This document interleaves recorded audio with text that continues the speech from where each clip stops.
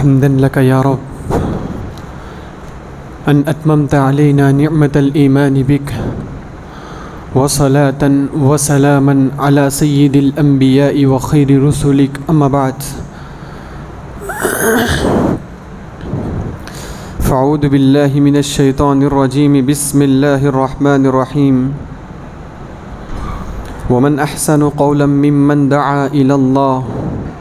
وعمل صالحا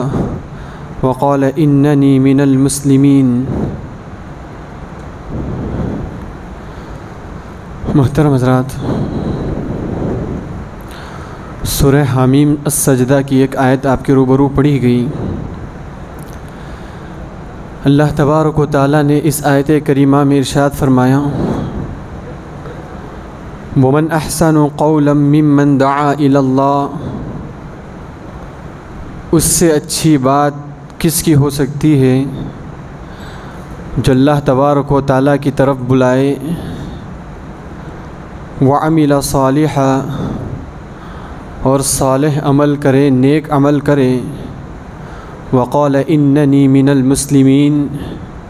اور کہے کہ یقیناً میں فرما برداروں میں سے ہوں، مسلمان ہوں۔ حضرات، دنیا میں اللہ تبارک و تعالیٰ کی طرف بلانے کی جتنی شکلیں ہیں، اللہ تبارک و تعالیٰ کی طرف دعوت دینے کی جتنی صورتیں ہیں، ان تمام صورتوں اور شکلوں میں ایک بہترین شکل مؤذن اور اذان کی ہے کہ اذان کے ذریعے اللہ کے بندوں کو اللہ کے گھر کی دعوت دی جائے،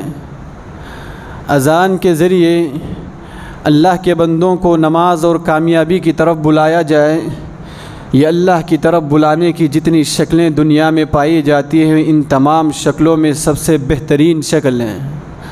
جس کو دن میں 5 دفعہ اور روزانہ صبح شام جو بندہ اس فریضے کو انجام دیتا ہے، اس فریضے میں مشغول ہوتا ہے، اس سے اچھی بات یا اس سے اچھا پیشہ کسی اور کا نہیں ہوتا ہے۔ دیکھیے، بندوں کو اللہ تبارک و تعالیٰ کی طرف دعوت دینا، بالفاظ دیگر مؤذن کی ذمہ داری سنبھالنا، اذان دینا، یہ دنیا کا سب سے مقدس پیشہ ہے، محترم پیشہ ہے۔ لیکن افسوس اس بات کا ہے کہ خود ہم مسلمانوں کی نظروں میں سب سے زیادہ گرا ہوا یا اہمیت سے دور یا کمزور نظر سے دیکھا جانے والا اگر کوئی پیشہ ہے تو یہی مؤذن کا ہے۔ اس کی شکلیں یوں دیکھنے کو ملتی ہیں کہ جب مؤذن یا امام کے خلاف بولنے کی بات آئے تو مسجد میں موجود ہر مصلی متولی کا کردار ادا کرتا ہے۔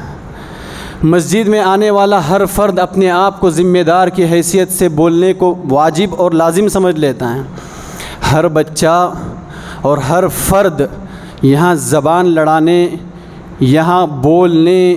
یہاں اپنی بات منوانے، یہاں اپنا زور چلانے کو اپنا فرض عین سمجھ لیتا ہے۔ دیکھنے کو ملتا ہے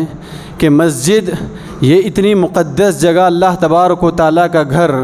یہاں دعوت دینا، یہاں لوگوں کو بلانا یعنی اذان دینا یا مؤذن کی ذمہ داری نبھانا، یہ دنیا کا سب سے مقدس و محترم پیشہ کہ صبح سے شام تک مسلسل یا آخری سانس تک زندگی کی لوگوں کو برابر اللہ کی طرف دعوت دی جائے، اللہ کی طرف بلایا جائے۔ لوگ جب ان کے خلاف بولنے کی بات آتی ہے تو بچہ بچہ بولتا ہے، بچہ بچہ زبان درازی کرتا ہے۔ افسوس اس بات پہ ہے کہ جو زبان درازی کرے ان کی تائید میں بھی لوگ کھڑے ہوتے ہیں، ان کی تائید بھی لوگ کرتے ہیں۔ انسان ہے، غلطی ہر کسی سے ہوتی ہے۔ اس پیشے کا، اس فریضے کا احساس اس وقت ہوگا، دیکھیے دنیا کے بڑے بڑے ڈگری یافتہ لوگوں کو اللہ تبارک و تعالیٰ کی طرف سے توفیق نہیں ہوتی زندگی میں ایک دفعہ اذان دینے کی۔ دنیا کے بڑے بڑے ڈگری یافتہ لوگ جنہیں اذان دینے کی اہمیت نہ معلوم ہو یا اذان دینا نہ آتا ہو، کتنی بڑی محرومی ہے، میں کہوں تو مؤذن کی قدر اور مؤذن کا مقام اس حیثیت سے ہے، یہ اللہ تبارک و تعالیٰ کا انتخاب ہے، یہ اللہ تبارک و تعالیٰ کی چنندہ جماعت ہے مؤذنین کی، کہ اللہ تبارک و تعالیٰ نے انہیں اپنی طرف بلانے کے لیے چن لیا ہے، انہیں اللہ تبارک و تعالیٰ کی طرف دعوت دینے کے لیے انتخاب کر لیا ہے۔ اس سے بڑھ کر اعزاز اور اس سے بڑھ کر مقام کسی اور کا نہیں ہو سکتا ہے کہ صبح سے شام تک اللہ تبارک و تعالیٰ محض اپنی طرف بلانے کے لیے، بندوں کو اللہ کی طرف دعوت دینے کے لیے، اللہ کے گھر سے قریب کرنے کے لیے، نماز جیسی عبادت سے جوڑنے کے لیے، نماز جیسی کامیابی سے جوڑنے کے لیے چن لیا ہو، انتخاب کر لیا ہو۔ دنیا کا کوئی پیشہ اتنا محترم نہیں ہے، اتنا مقدس نہیں ہے۔ دیکھیے دنیا والے گرچہ کہ اس پیشے کو، اس فریضے کو گری ہوئی نظروں سے دیکھتے ہوں، نچلے مقام سے دیکھتے ہوں، شریعت نے اس کو بڑا محترم پیشہ قرار دیا۔ شریعت نے جو لوگ اس پیشے کی اہمیت سے نہ واقف ہوں، اس ذمہ داری کی اہمیت سے نہ واقف ہوں، شریعت نے یہاں تک کہا لو یعلم الناس ما فی النداء والصف الاول ثم لم يجدوا الا ان يستهموا لاستهموا علیہ۔ پیارے نبی صلی اللہ علیہ وسلم نے فرمایا اگر لوگوں کو اس ذمہ داری کی اہمیت معلوم ہو جائے، اذان دینے کی اہمیت معلوم ہو جائے، اذان دینے کی فضیلت اگر لوگ اس سے واقف ہو جائے، پیارے نبی صلی اللہ علیہ وسلم نے فرمایا کہ لوگ اذان دینے کا جذبہ اس قدر بڑھ جائے گا کہ قرآن اندازی کرنا پڑ جائے، کہ قرآن اندازی کرے بغیر یہاں موقع نہیں ملے گا تو لوگ اس کے لیے بھی تیار ہو جائیں گے۔ شریعت نے اس پیشے کی فضیلت، اس فریضے کی ذمہ داری، اس فریضے کی اہمیت کو شریعت نے مخفی رکھا تاکہ لوگوں کو اس کی اہمیت کا اندازہ ہو سکے اور اس ذمہ داری کو ادا کرنے والوں کی قدر ہو سکے۔ اسی لیے شریعت نے کہا لوگ اس کی اہمیت سے نا واقف ہیں، لوگ اس کی اہمیت کو نہیں جانتے ہیں، گرچہ کہ دنیا میں ہر کوئی دباتا ہے، ہر کوئی زبان درازی کرتا ہے، ہر کوئی بات منوانے کی کوشش کرتا ہے اور اپنا زور چلانے کی کوشش کرتا ہے۔ پیارے نبی صلی اللہ علیہ وسلم نے فرمایا المؤذنون اطول الناس اعناقا یوم القیامہ۔ پیارے نبی نے کہا دیکھو دنیا قیامت کے دن محشر کے میدان میں جتنے خوش نصیب لوگ ہوں گے، جتنے سعادت مند لوگ ہوں گے، جنہیں دیکھ کر پوری انسانیت پہچان لے گی یہ دنیا میں بڑے خیر کا کام کرتے تھے، یہ دنیا میں بڑا نیک کام کرتے تھے، ایسے سعادت مند اور خوش نصیب لوگوں میں سے مؤذن بھی ہیں۔ پیارے نبی نے کہا قیامت کے دن ان کی گردنیں اونچی ہوں گی، ان کی گردنیں بلند ہوگی، ہر کوئی دیکھ کر پہچان لے گا یہ وہ خوش نصیب لوگ ہیں جو دنیا میں اللہ کی طرف دعوت دیا کرتے، صبح شام اللہ کی طرف بلایا کرتے تھے۔ دیکھیے پیارے نبی صلی اللہ علیہ وسلم نے یہاں تک کہا یہ پیشہ، یہ ذمہ داری، یہ فریضہ اس قدر محترم ہے، اس قدر مقدس ہے کہ پیارے نبی صلی اللہ علیہ وسلم نے فرمایا مؤذن کی آواز، مؤذن کی اذان جتنی دور تک پہنچتی ہو، جتنے لوگوں کے کانوں میں پڑتی ہو، چاہے وہ انسان ہو، چاہے وہ جنات ہو، چاہے وہ پتھر ہو، چاہے وہ درخت ہو، چاہے وہ چرند پرند ہو، بے جان مخلوق ہی کیوں نہ ہو، دنیا کی ذرہ ذرہ بھی اللہ تبارک و تعالیٰ کے دربار میں گواہی دے گا، ان کے حق میں استغفار کرے گا۔ پیارے نبی صلی اللہ علیہ وسلم نے اس کی گواہی دی۔ ابو سعید خدری رضی اللہ عنہ نے عبد الرحمن بن صعصع رضی اللہ عنہ کو کہا دیکھو میں تمہیں دیکھتا ہوں، تمہیں بکریوں سے بڑی محبت ہے، جانوروں سے بڑی محبت ہے، تم ہمیشہ جانوروں کو لے کر چراگاہ میں ہوتے ہو، میدان میں جانور چرانے چلے جاتے ہو۔ کہا اذا كنت في البادیہ والغنم، جب بھی تم جانوروں کے ساتھ رہو، جب بھی تم چوپایوں کے ساتھ رہو، فاذنت للصلاة، اور جب نماز کا وقت آ جائے اذان دو، کہا فرفع صوتک، آواز بلند کرو، جتنا زیادہ ہو سکتا ہے آواز کو اونچی کرو۔ کیوں؟ فإنه لا يسمع مدى صوت المؤذن جن ولا انس الا شهد له يوم القیامہ۔ پیارے نبی صلی اللہ علیہ وسلم نے فرمایا مؤذن کی آواز جتنی دور پہنچتی ہو، اس فاصلے کے درمیان جو کوئی انسان اس آواز کو سنتا ہو، جو کوئی جن اس کی آواز کو سنتا ہو۔ ایک اور روایت میں پیارے نبی نے کہا کل رطب ویابس، ہر چیز، ہر خشکی، جاندار، بے جان، جو کوئی بھی اس کی آواز کو سنے اللہ کی عدالت میں گواہی دے گا اے اللہ یہ وہ شخص ہے جو دنیا میں تیری طرف بلایا کرتا تھا، یہ وہ شخص ہے جو دنیا میں تیری طرف بلانے کا فریضہ انجام دیا کرتا تھا. یہ اتنا مقدس اور محترم پیشہ ہے, یہ اتنا مقدس اور محترم پیشہ ہے. پیارے نبی صلی اللہ علیہ وسلم نے مؤذنین کو, اذان دینے والوں کو نمازوں کا امین قرار دیا,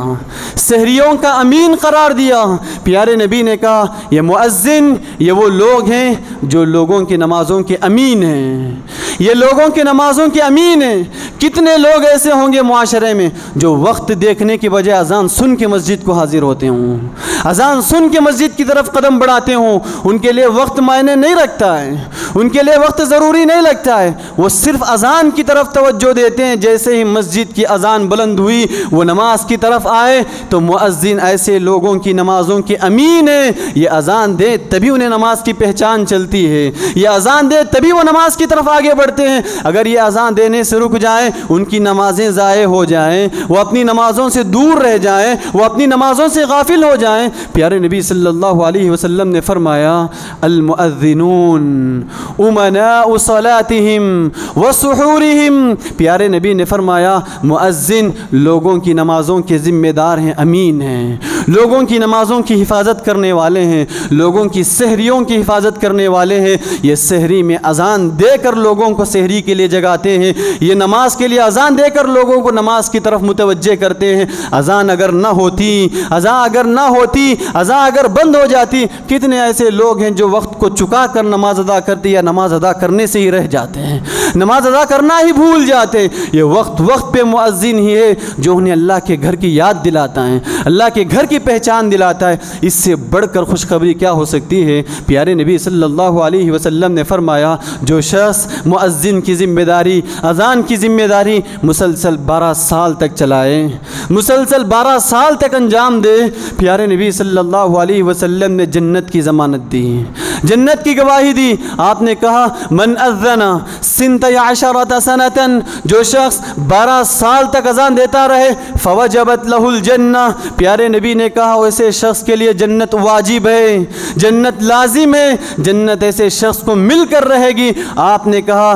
کتب بکل تأذینہ فی کل یوم 60 سنہ وباقامتہ 30 حسنہ. پیارے نبی نے کہا دیکھو مؤذن جو مسلسل 12 سال تک اذان کا فریضہ انجام دیتا ہو, 12 سال تک لوگوں کو اللہ کی طرف دعوت دیتا ہو, بلاتا ہو, اس کے ہر دن کے بدلے, ہر اذان کے بدلے اللہ تعالیٰ 60 نیکیاں اس کے لیے لکھتا ہے, ہر اقامت کے بدلے 30 نیکیاں اس کے حق میں لکھتا ہے. اس سے بڑھ کر کیا فائدہ ہو, اس سے بڑھ کر کون سا پیشہ مقدس ہو, اس سے بڑھ کر کون سا پیشہ محترم ہو جس کی زندگی ہی اللہ کی طرف دعوت دینے کے لیے نکل جائے, جس کی زندگی ہی اللہ کی طرف بلانے میں لگ جائے. اس سے بڑھ کر مقدس و محترم پیشہ کیا اور ہو سکتا ہے. افسوس اس بات پہ ہے اتنی اہمیتیں رکھنے کے باوجود, اتنی فضیلتیں رکھنے کے باوجود ہم جانتے ہیں, ایسی بات نہیں کہ ہم ناواقف ہیں اس بات سے, ایسی بات نہیں کہ ہمیں علم نہیں اس بات کا, ایسی بات نہیں کہ ہم ان فضیلتوں سے ناواقف ہیں. ہم جانتے ہوئے مؤذن کی ناقدری کرتے ہیں, ہم جانتے ہوئے مؤذن کے ساتھ بدسلوکی کرتے ہیں. بولنے پہ آئے ہر شخص بولنے کو لازم سمجھتا ہے, بات کرنے پہ آئے ہر شخص زبان درازی کو لازم سمجھتا ہے. افسوس تو افسوس, بڑے بولنے کے ساتھ ساتھ بچے بھی زبان درازی کرتے ہیں اور دوسرے دیکھ کر خاموشی اختیار کرتے ہیں. دیکھیے اگر یہ مؤذن کا احساس اس وقت ہوتا ہے, مؤذن کی ذمہ داری کا احساس اس وقت ہوتا ہے سردی کا موسم ہو, سخت سردی ہو, ایسے عالم میں لوگ نماز آنے سے رک جاتے ہیں, فجر کی نماز ادا کرنے سے رک جاتے ہیں سردی کے بہانے سے. سخت سردی کے موسم میں سردی شدت کی پڑ رہی ہو, ٹھنڈی شدت کی پڑ رہی ہو, ایسے موقع سے فجر کی اذان مکمل 1 ہفتے کی کوشش کریں, 1 ہفتہ اگر فجر کی اذان دینے کی کوشش کریں, مؤذن کا احساس ہوگا, مؤذن کی ذمہ داری کا احساس ہوگا. ہم صرف دیکھتے ہیں مؤذن اذان دے رہا ہے, اسی لیے ہم اس کی ذمہ داری کے احساس سے نا واقف ہیں, ان کی قدر اور اہمیت سے نا واقف ہیں,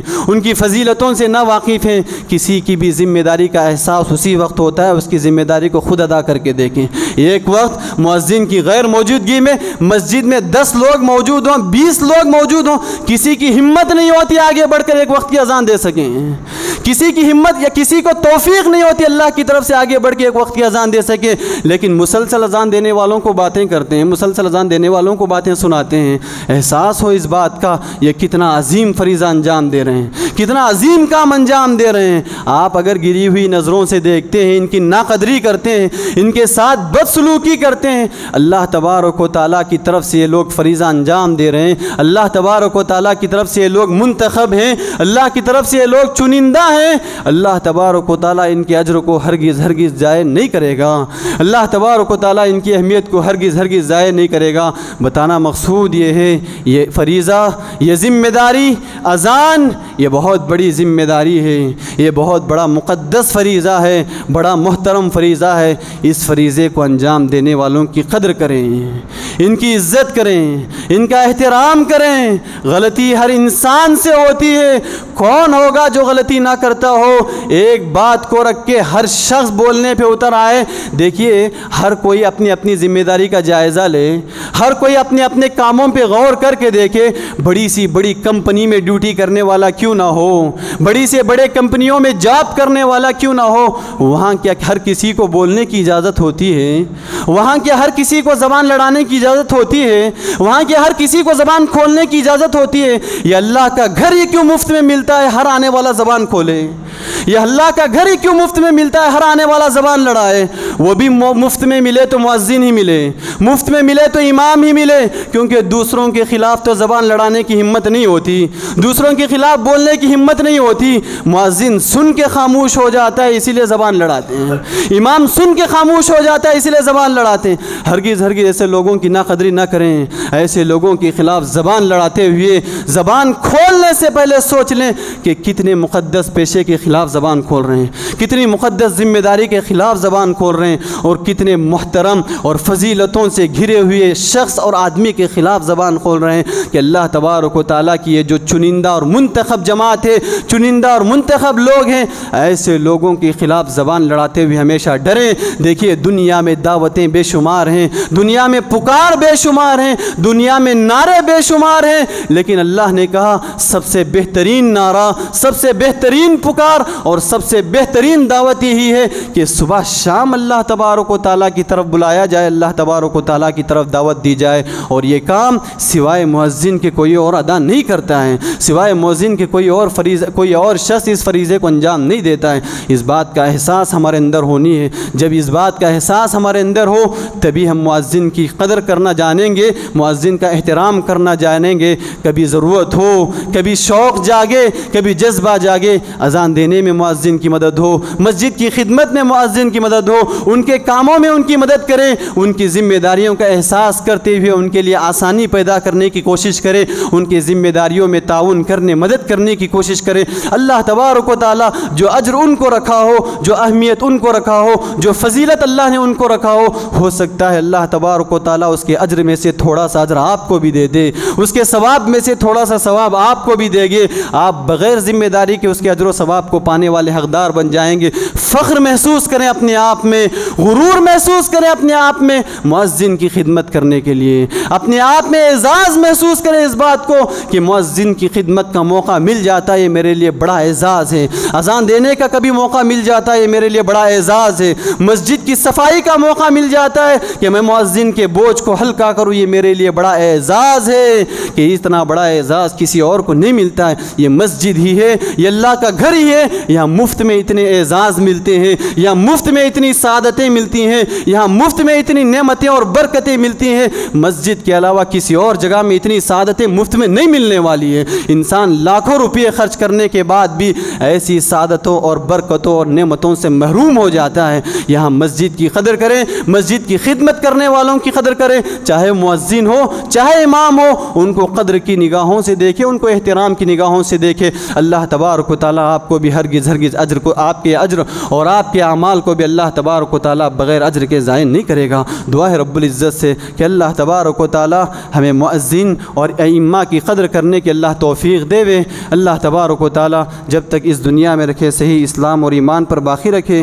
اور جب خاتمہ ہو تو کلمہ توحید لا الہ الا اللہ پر ہو۔ اللہم آمین، وآخر دعوانا الحمد للہ رب العالمین۔